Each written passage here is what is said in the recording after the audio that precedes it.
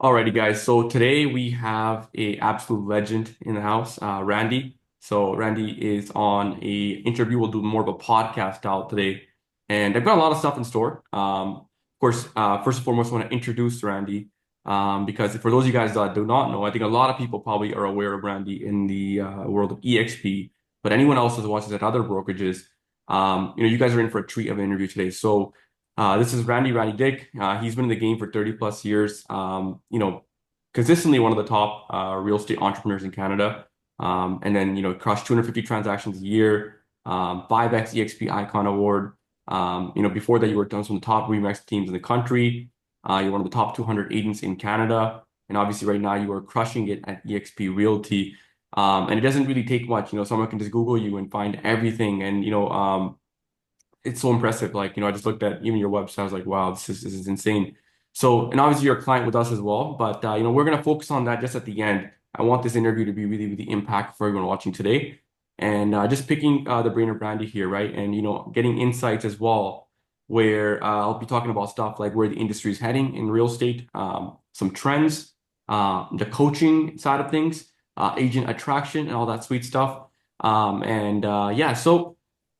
Randy, what I want to start off with, of course, is give us a quick introduction about yourself. Walk us through your whole real estate career, when you got started, all that kind of stuff. So let's start off there.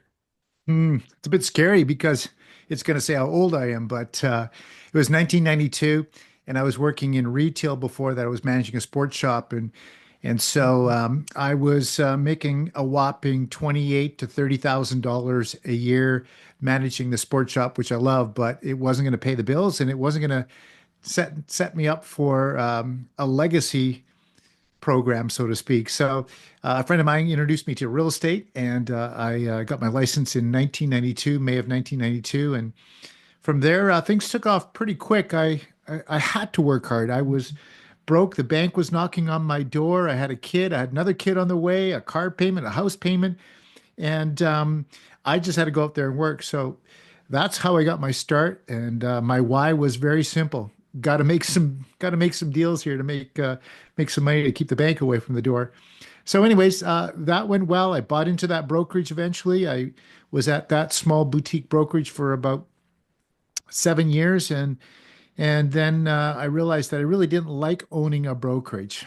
Owning a brokerage is not a lot of fun, and they call them brokers for a reason. Most brokerages don't make a lot of money, and so we walked that brokerage down the street. We connected with the RE/MAX office at the time that was there, and it was a really great synergy between us. I was there just shy of 20 years, and I really grew my business there and became a team lead in the early 2000s. In 2002, I became a team lead and started building team at that point.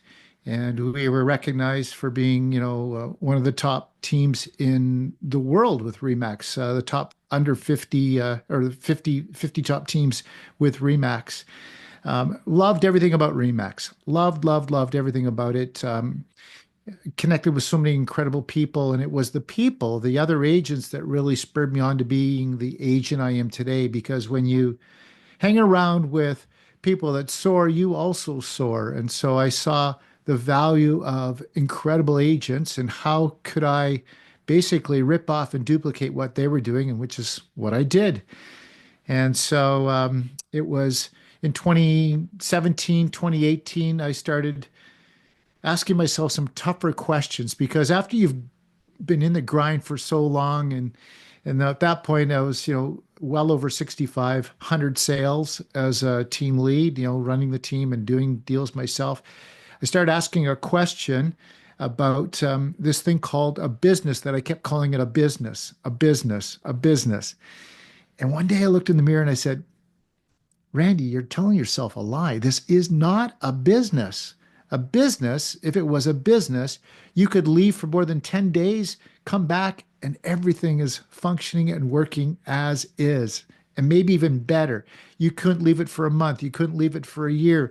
And so I realized that I didn't really have a business. I had a career. And the moment I stopped working is the moment I stopped earning. And that hit home really, really hard. And the other piece of that was that I thought, gosh, what happens if I can't work? What happens if I get sick or, God forbid, I pass away? What is my family, after now 28 years in the game, going to receive from this thing called a real estate license, a piece of paper? What can they sell it for? And the answer is nothing. It's not worth anything. And so I got really, really curious about, how do I make this career turn into a business?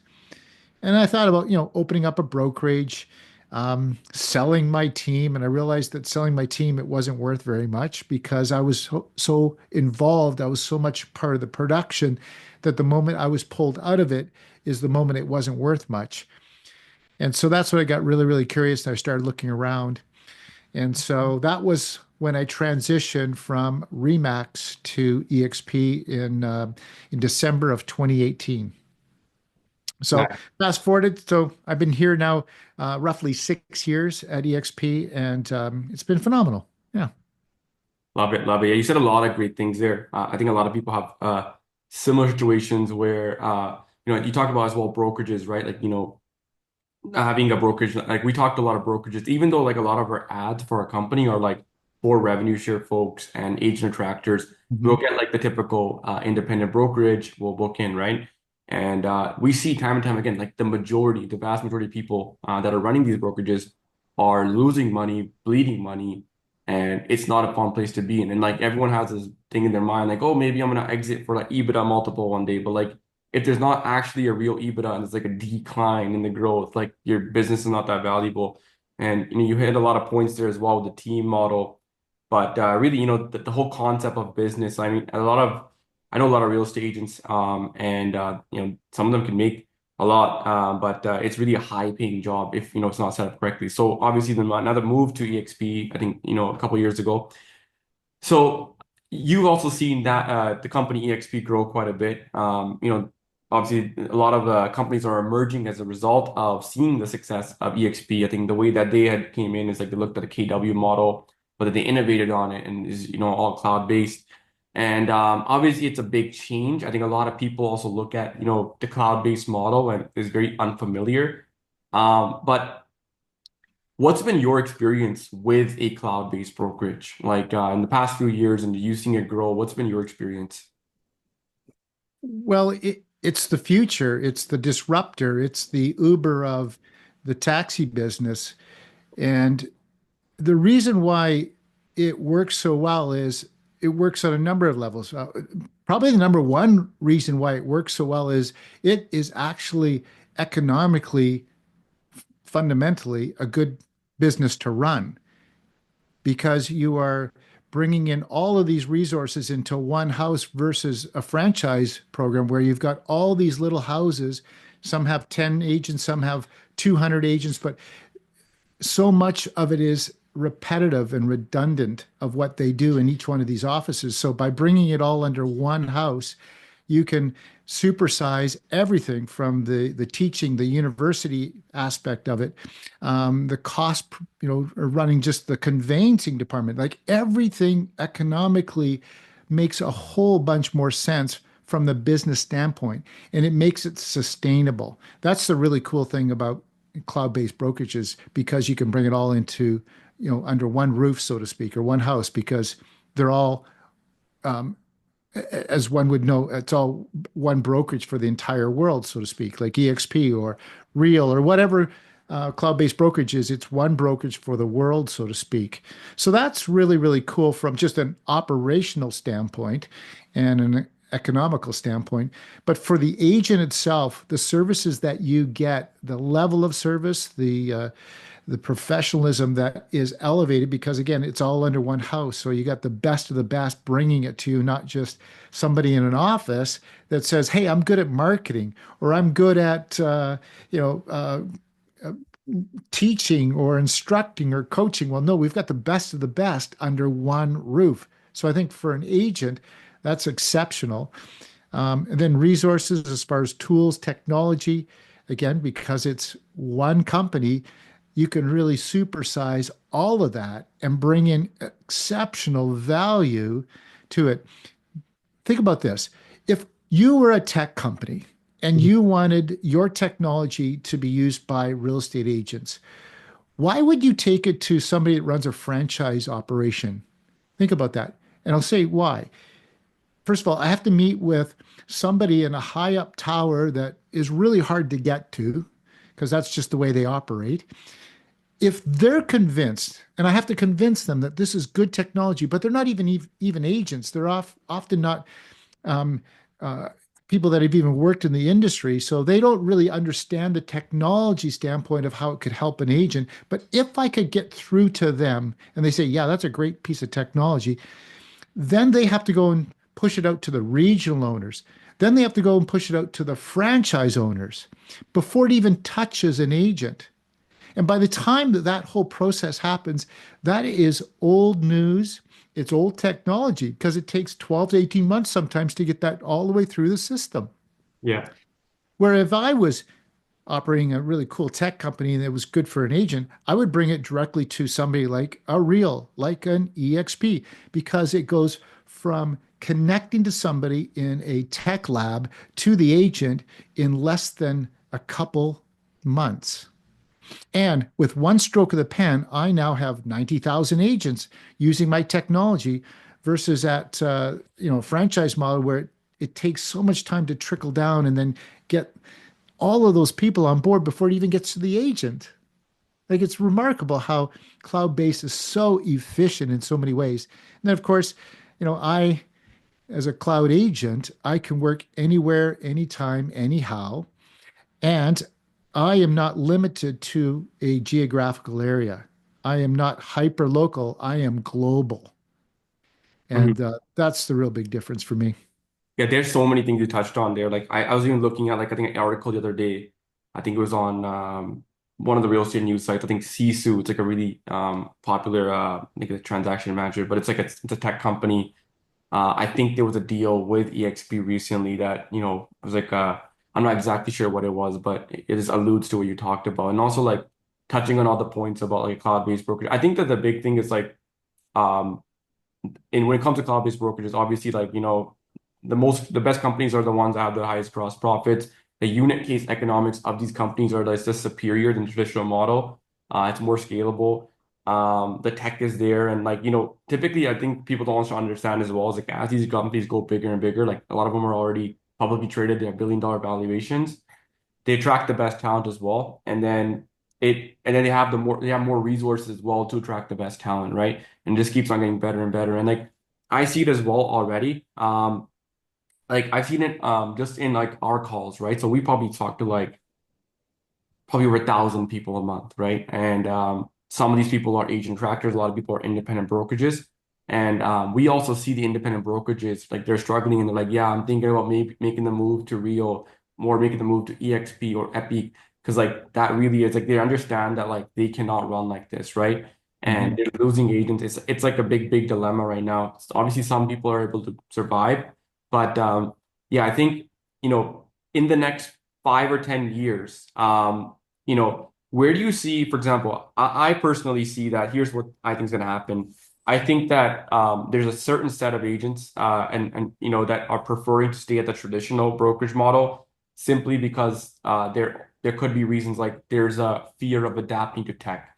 There is a there maybe is like a connection there at the personal level with people, and they don't want to leave that, and that's fine. But I think there will be a phase eventually, throughout the next 5 or 10 years, where there's just going to be more and more cloud-based companies popping up, or maybe these other traditional models are going to have to pivot and change, right? I know there's like going to be a subset, but I just see the industry moving towards it because, like, in the end of the day, there's going to be a disruptor, and then they're going to just have majority of the share there, and other people can't even compete, so they have to innovate or they're going to die.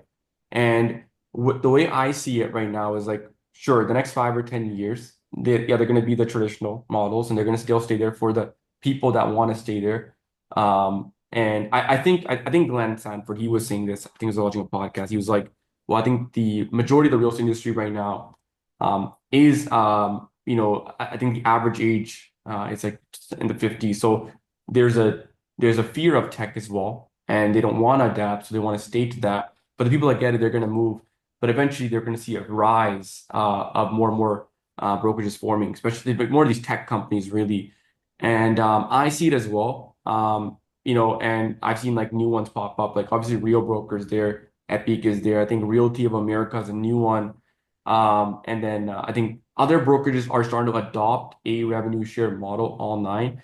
But I wanted your input, right? Like, where do you see, especially as a cloud-based brokerage industry, a Mhm. lot of these have really attractive revenue share programs. Where do you see that going the Yeah. next 5 or 10 years? Yeah. Great question. There is no new franchise model real estate brokerages being created. It is of the past. And yes, they'll be around for a while because there's going to be always somebody that says, I have to be in the traditional model. I have to have an office to show up. I have to have, a managing broker that I can walk in and see the whites of their eyes. It's just going to be. But eventually they're going to, become less and less. And we're going to see more and more of the cloud-based brokerages. And, my advice to anybody that's listening to this is you are an entrepreneur. Every one of you on this is going to say, I'm an entrepreneur. I'm a realtor. I'm an entrepreneur. Well, if you're truly an entrepreneur, which means you're a business owner, why are you not a business owner? See, when you work for one of those traditional companies, you're a tenant in the system. You're a tenant. And yet you say you're a business owner, but you're not. You're a tenant because you have paid a sum of money to hang your license in that office. And that gives you the right now to go legally help people buy and sell real estate. But you're the most important person in that office. The realtor's the most important person, yet you're being treated like a tenant. Think about that. Become an owner. And that's what's so beautiful about the cloud based brokerages. You get to become an owner and you get to participate in equity, in dividends, and revenue share. And revenue share should be paid out. It should be paid to you because you're helping contribute to building the company. You're an owner. You're a you're an owner. This is the true essence of who we are as entrepreneurs and business owners. So I would encourage everybody to really think about why would you stay at the traditional brokerage? You're a business owner. Be paid as a business owner, own as a business owner, and stop being a tenant. So that's my piece on that. But I see the trend changing where in a few years, we're not going to see the traditional business of a brokerage.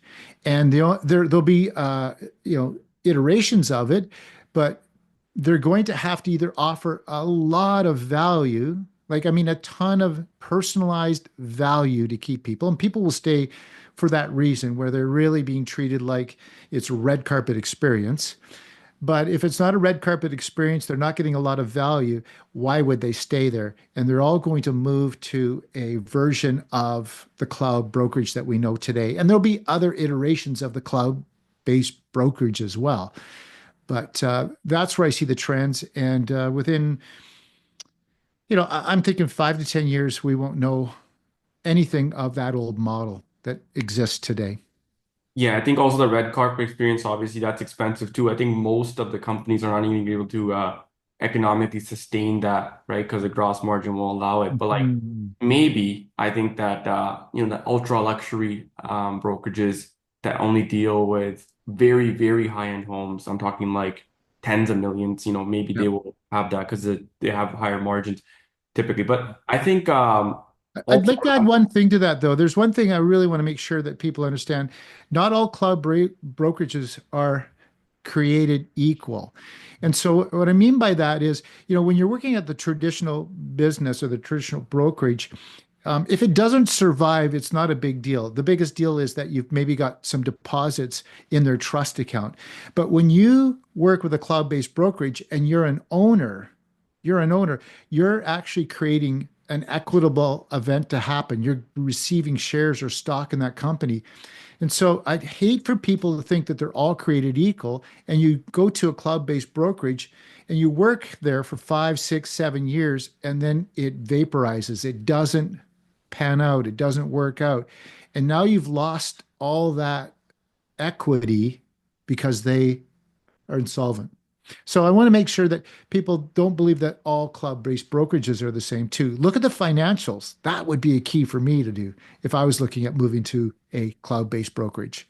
Yeah, numbers don't lie. You can search them up online. A lot of them are publicly traded, and you can see pretty much Hmm. everything. And like, I think as well, what I think particularly on the cloud-based brokerage space is like, I don't know if you've seen like, I think every year, obviously two or three big players are Epic, EXP, Rio, right? There's obviously going to be more.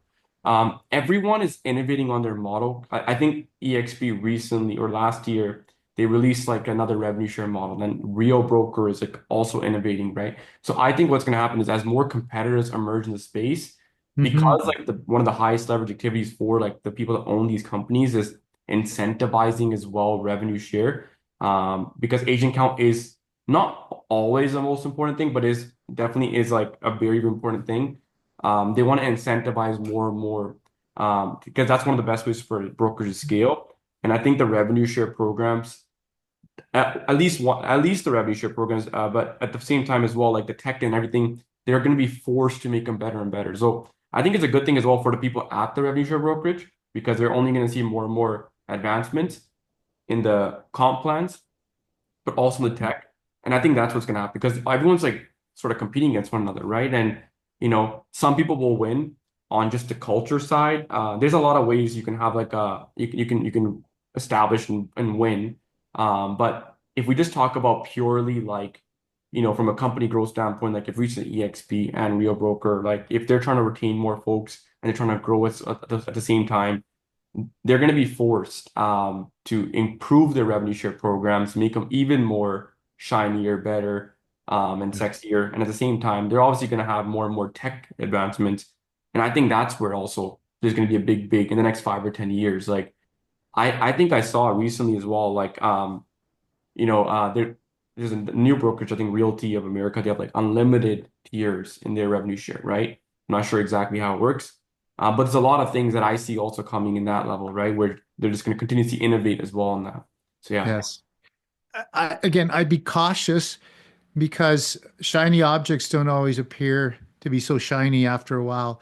And, think about Amazon. How many Amazons are there in the world?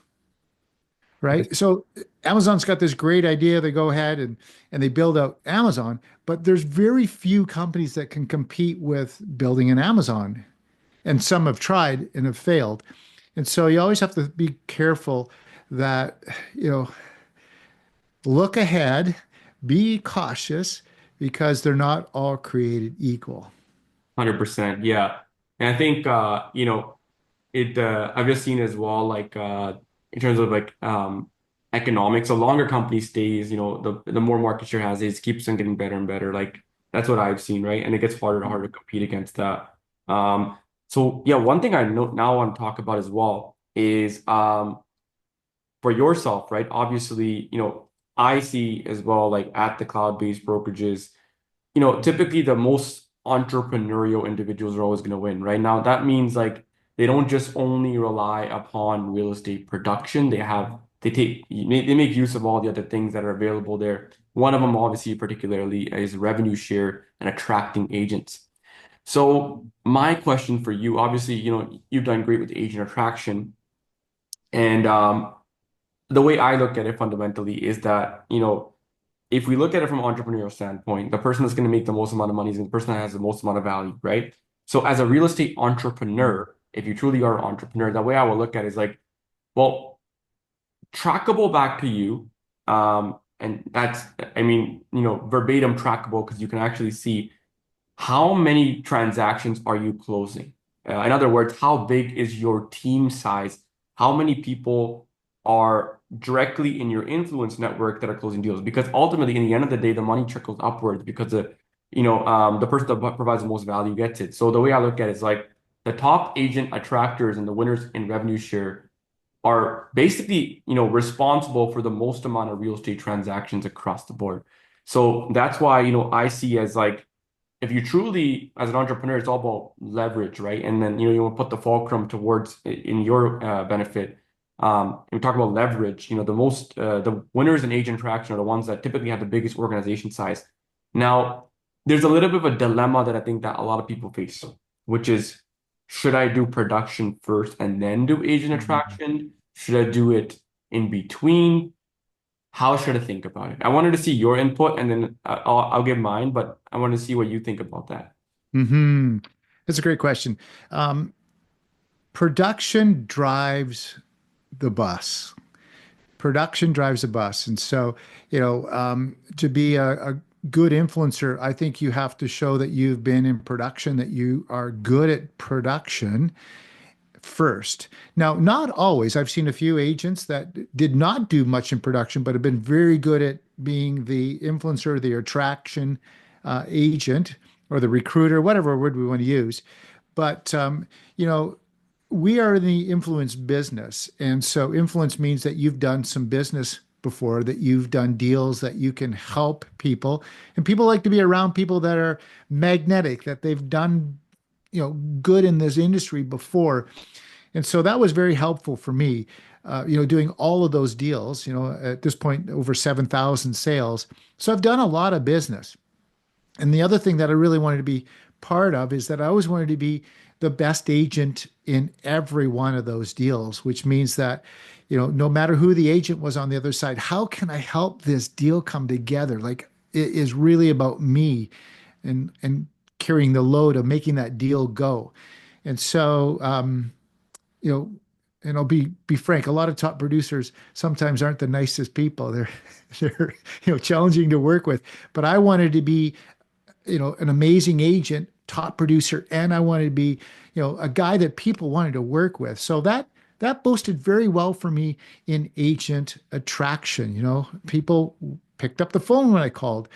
And so I think that's a really important piece, that you got to be a good person too. You just can't be a person that's just going to like pound, pound, pound, pound, and what's changed so much, Brad, is that the way people want to be sold is so different than what it used to be as well. If you go back a decade, 2 decades, 3 decades ago, it was like, chase, convince, close. Chase, convince, close. Always be closing. The ABCs, right? Always be closing. And today, it's really shifted where people don't want to be closed. They want to be given information.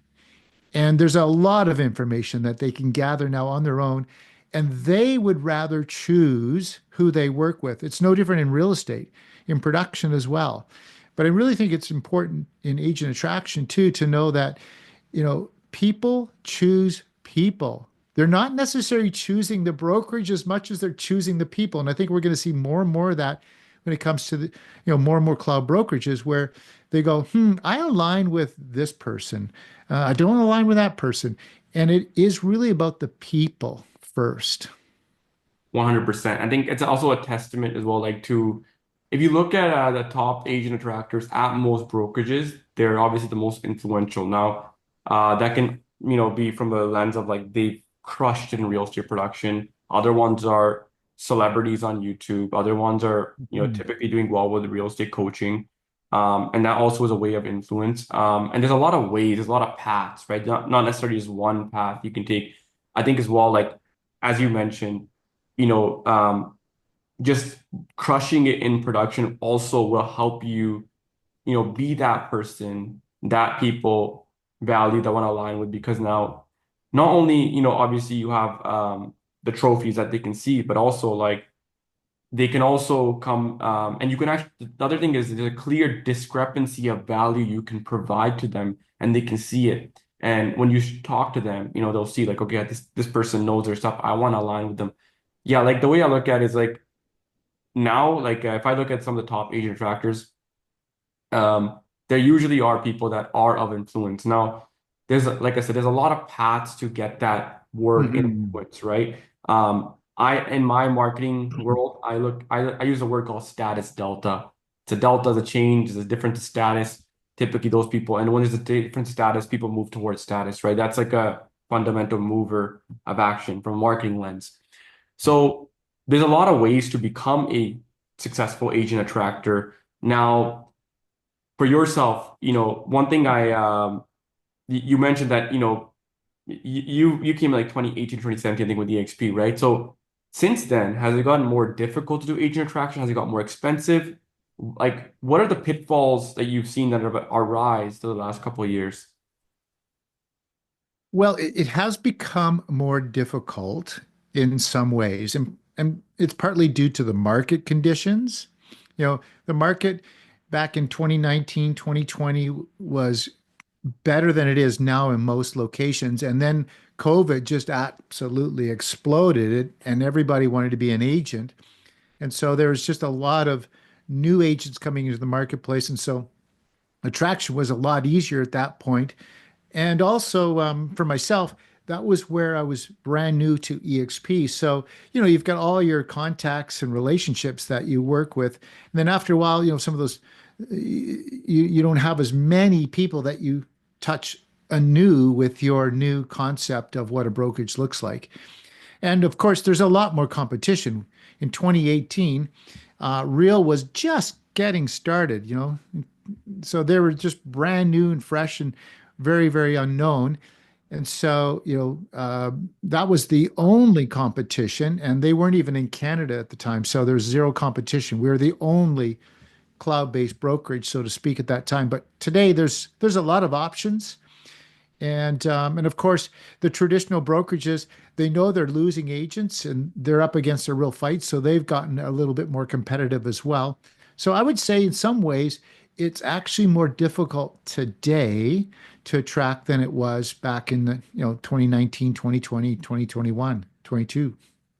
100%. Yeah, and then I think if you think about it, right, like in the concept of Asian attractions attractive, I think a lot of people will try the typical ways, and it was it can work for some people, but at the same time, it's something that is difficult to do, and I personally think that the way to attract agents is through influence, and Hmm. and I think also like EXP even mentions, like in every brokerage mentions this, like one of the best ways to do is through your production stats itself. Now that might even for some people discourage them because they want to get the benefits of agent attraction revenue share, but perhaps they think that they're maybe not qualified yet to do that because maybe they're you know they're not they haven't done what Randy's done basically. That's the way I'm putting it, right? So one of the things that I have seen, and I talked from previous experience with my own clients, right? um One of it's in the end of the day, I think in my opinion, when it comes to age attraction, the person that has the most amount of status and provides the most amount of value wins, right? And that can be done through a lot of different mediums. You can become YouTube famous and provide education. I don't think it's always you should provide education to agents on basically helping them build their business. But I think as a marketer, I think that the best marketer really wins because the best marketer knows how to create status and they know how to engineer influence, right? And Hmm. I was looking at it from the lens of like, okay, yeah, a lot of people are at revenue share brokerages. They can get a lot of value from attracting agents. But how do they, quote unquote, skip the line? How do they provide value to agents such that, maybe they're in a situation where they're not, the top they haven't done exceptionally well just yet, and they probably will in the coming years, and they'll help them a lot. But they want to jump the gun. They want to get to that place faster. So I looked at my own clients, right? And it was actually the people that, yeah, they were licensed, but they were really marketers first, and they were helping agents out with stuff like social media, generating appointments, Yeah. helping them scale with, technology. Especially some were younger agents, some were also older. And then I'm like, you know what? I looked at my own self as well. I was like, well, before this company, we technically attracted 1,000 plus agents. And to get 1,000 plus agents, we had 10,000 plus calls with agents.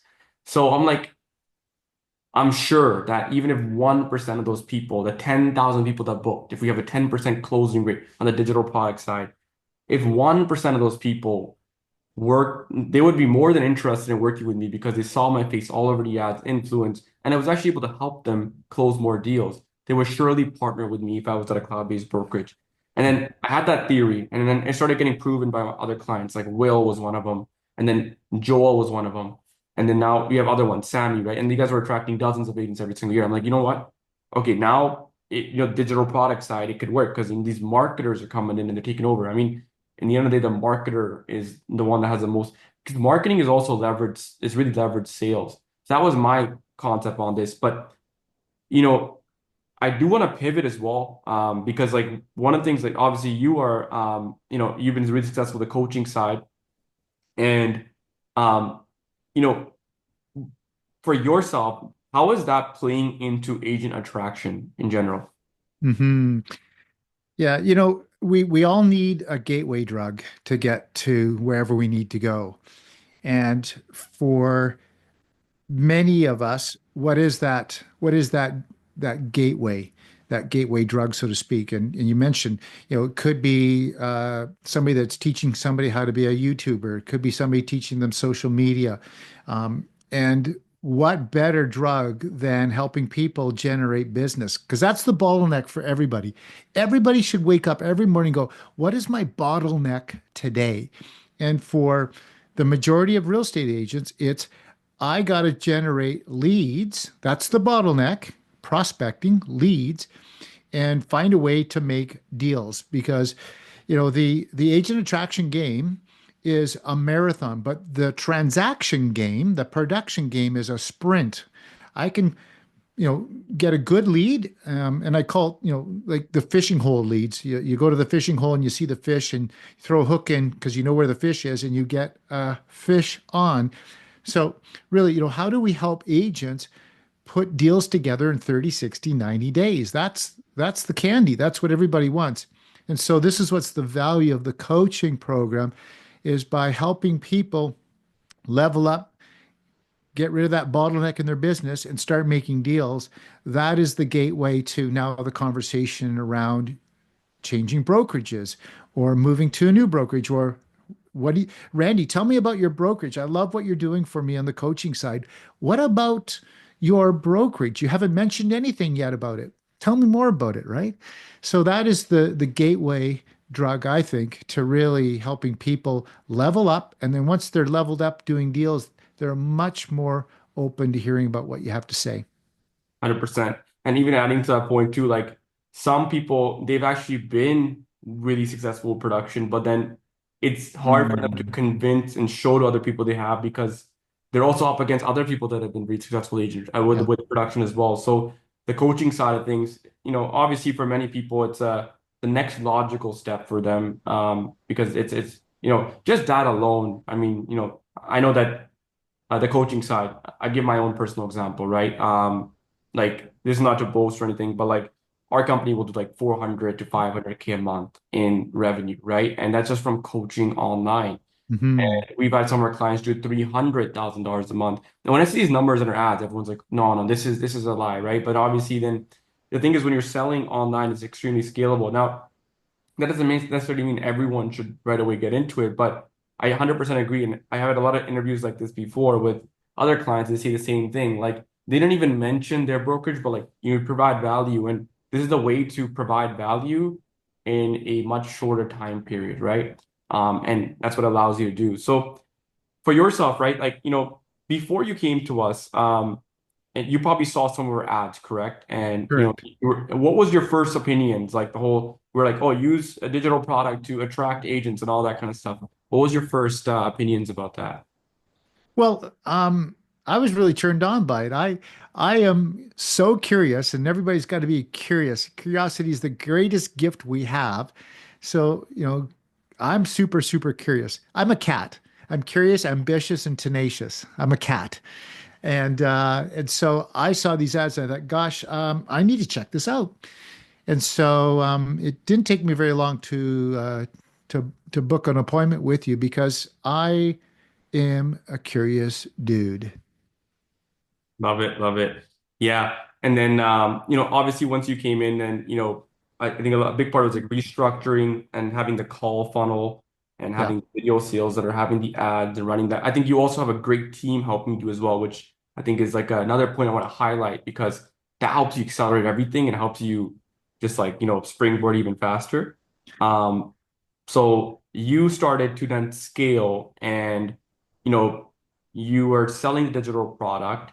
And I want to dive a little bit deeper into the sales process in general because a lot of people are like, how does that work? Hmm. So from my understanding, right, I hear some notes. You did like, I think 50K in under 30 days. I saw some big weeks you had on school, which is the community we have. You've also Hmm. used events as well to get more leads. So like walk us through how you're marketing and selling this digital product. Your digital product or your program is called scientific scaling, correct? So Yeah. how are you marketing that and scaling it? Well, and I have to give you props because without, the support and the help and just the direction that you guys have given me, I wouldn't have pushed through because it is a fairly big learning curve to go from, putting all of the content in your head and then onto a coaching program. And so much of what you did for me, you've got white labeled coaching material that really either made me more creative and built my content out to be more superior in that way, or I could use some of your content. So anybody that's looking to be a coach, there's a ton of white label material in the back end. But for me, taking it through that process and then creating, the VSL and doing the marketing, the advertising, is pretty incredible. It's pretty incredible.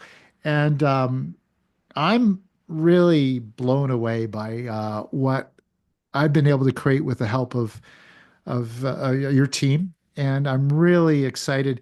I wake up in the morning, I've got leads for, you know, the coaching program, like lead after lead after lead, which is really exciting. It's because the digital product allows me to then do that. And again, it's not hyper local, it's global. I can be anywhere in the world doing this, coaching anybody around the world in it. So it's just been a total blessing, a real blessing for me. Yeah, I think also like in terms of the agent attraction side of it too, like, I always mention this. I think a lot of people don't understand like getting paid to attract, like, because Hmm. you spend obviously money on Facebook ads and Instagram ads. I know, like, for example, I'll give my example. This month, I think we'll spend 100 something thousand on ads, right? And sure, we spoke to hundreds of brokerages, hundreds of team leaders, hundreds of agent tractors. Same concept applies for yourself. I'm sure you're spending thousands of dollars a month on advertising, and Hmm. that in and of itself is also a difficult thing to do for many people. So you have to recoup the cost somehow, right? So then when you're selling the digital product, you get paid up front. You can just keep reinvesting more into ads, and like Absolutely.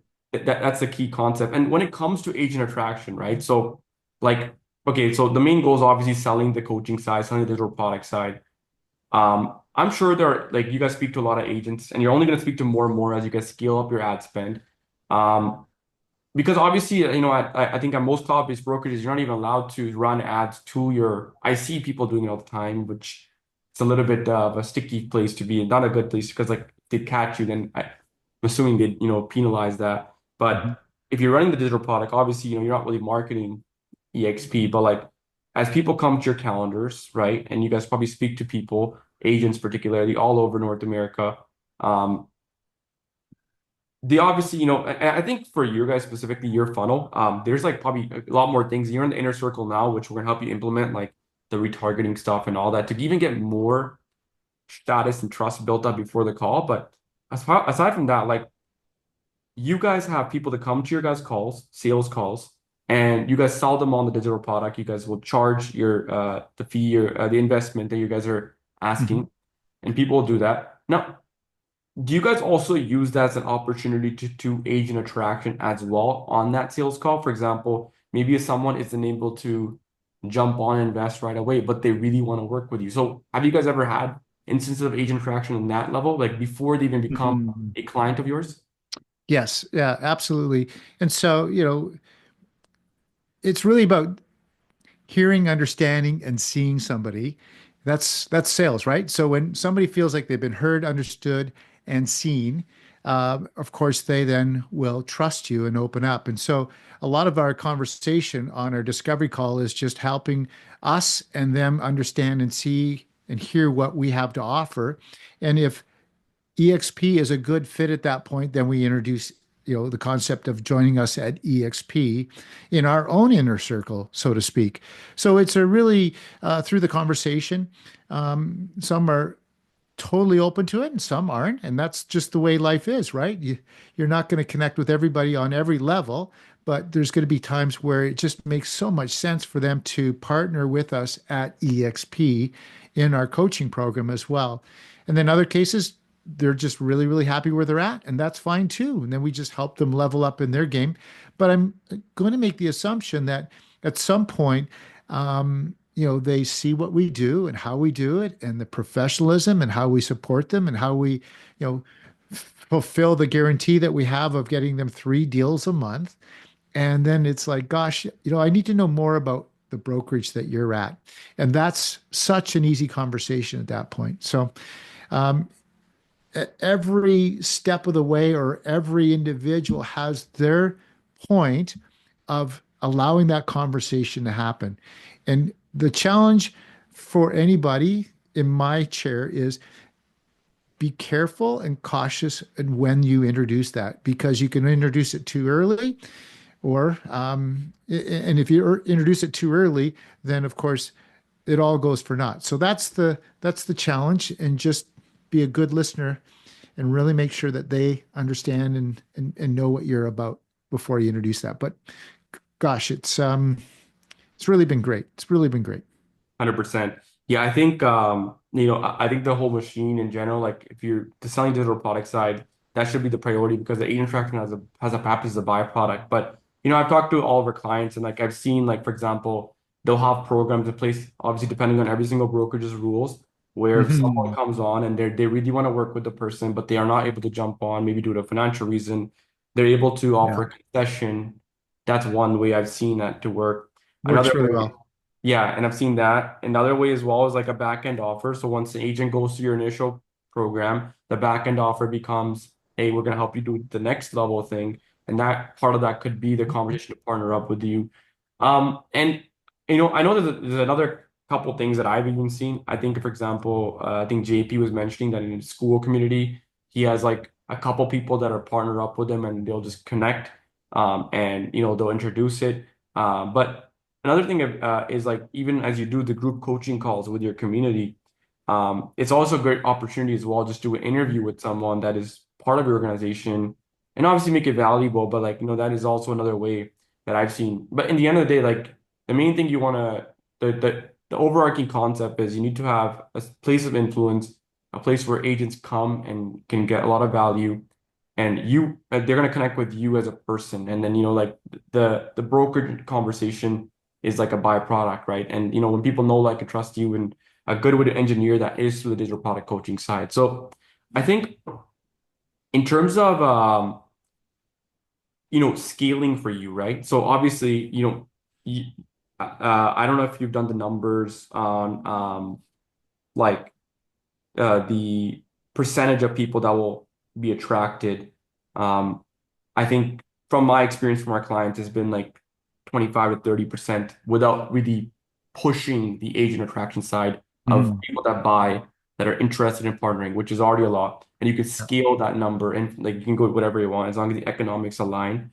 What's your goal for scaling this? Like it's all game numbers, right? So you Yeah. spend XYZ money, you get a certain number of appointments, certain number of people show up, certain number of people buy from you every single month, and you just increase that number every single month. That's how you scale. Mhm. So what is your plan for scaling this in terms of the revenue for the coaching digital product side, but also the agent attraction side? Yeah, great question.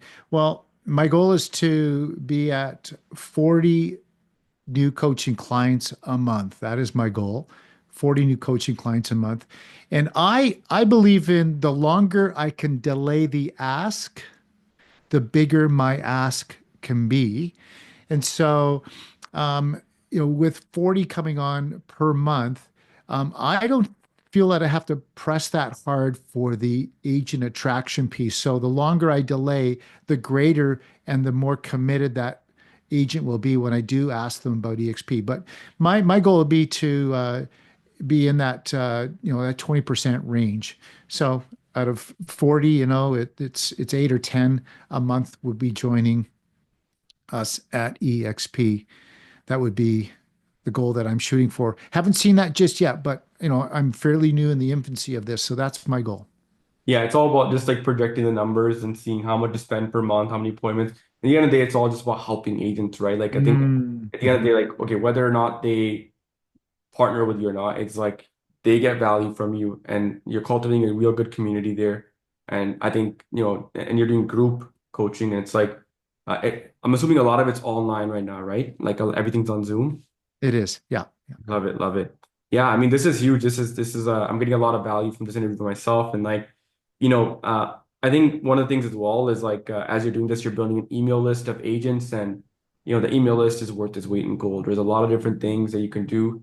Obviously, you have to be compliant to that, Mhm. but you're building an email list, which is you're getting paid to build the email list of a bunch of agents, and yeah, I think so. I think we talked about a lot of stuff today. I think you just dropped golden nuggets after golden nuggets on real estate industry and cloud-based brokerage industry, your experience as agent, also like how you've done agent attraction, and yeah, there's been a lot of value in this already. Um, I have maybe two more questions for you. So, um, what for anyone that is like an agent attractor, right? That wants to attract agents, what is your words of wisdom for them?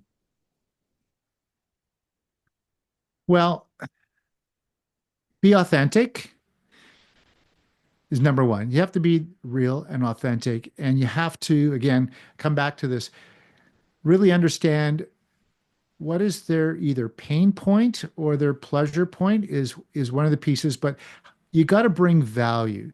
You got to bring value, more value than you probably anticipate that you need to bring. That is really important. So, again, with the coaching program, you can bring so much value to an agent. So it's about being authentic, bringing a lot of value, helping them to increase their production or save them more time.